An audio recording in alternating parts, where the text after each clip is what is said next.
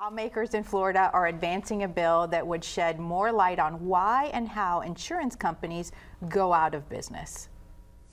The insurer's own risk and solvency assessments would be available for public inspection.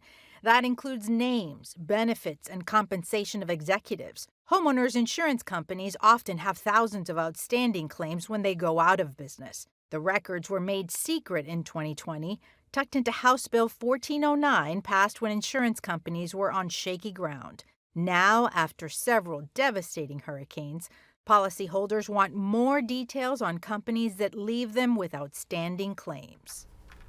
April, as a victim, both of us are victims of the last hurricane season.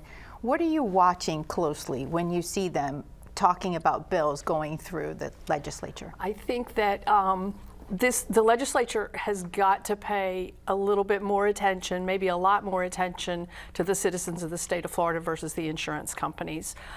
The legislation that they passed in the recent years was supposed to give relief to the policyholders, but in fact, it did not do that. And no, I don't know of any policyholders that have seen that relief yet. So they've allowed the insurance companies to conduct business in Florida under a model that allows them to send all their profits out of the state and not expose that. So they've actually alleged that they were losing money when in fact they were offloading billions of dollars out of the state. A lot of times when these insurance companies go out of business, the executives in the insurance company are extremely well compensated before that happens.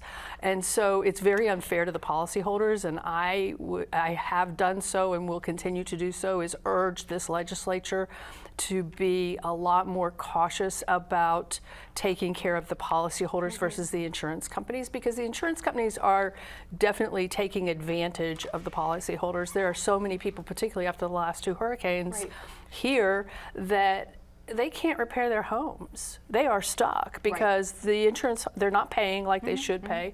They're challenging every single claim that comes through.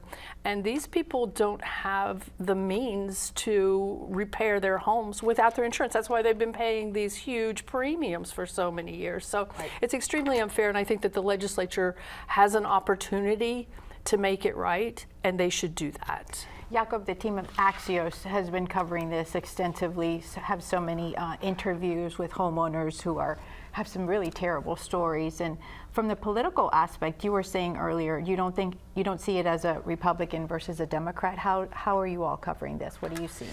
Well, I think what we're seeing here is, so back when these bills were passed in 2022, the idea was to make the state more hospitable to companies, but they never promised that they would provide any kind of relief to consumers.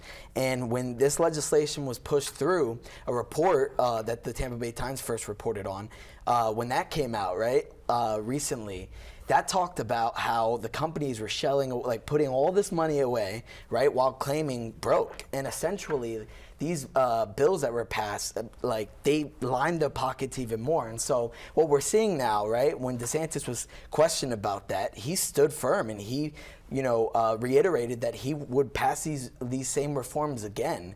But what we're seeing with the Republican House and the Republican Senate is that they're willing to do something different here. And so what I see this as is a continuing divide between the state legislature and the governor.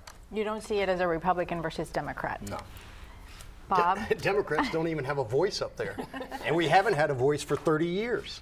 I mean, the legislature has controlled Tallahassee for literally 30 years.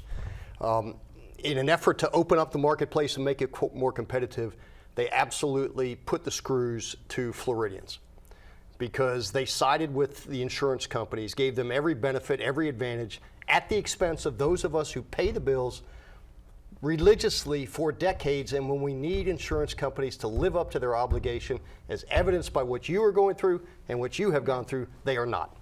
That's wrong. And that's not a partisan issue, that's just wrong. Mark, what should we as voters be looking at in terms of the bills that are coming up on this? Well, there's a number of bills. The one you referenced earlier was actually a bill that would reverse legislation from 2020 that was pushed by Jimmy Petronas. He now is on board with the idea of change and reform that would make executive salaries of these insurance companies public record.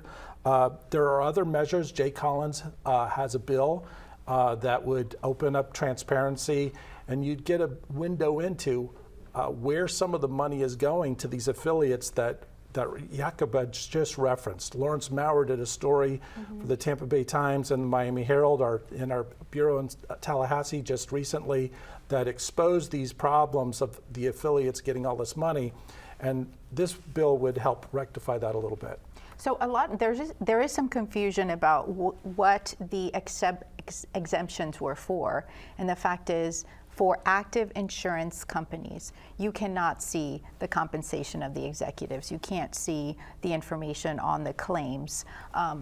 However, this exemption was only applying to out of business insurance or ones where the state was taking over it.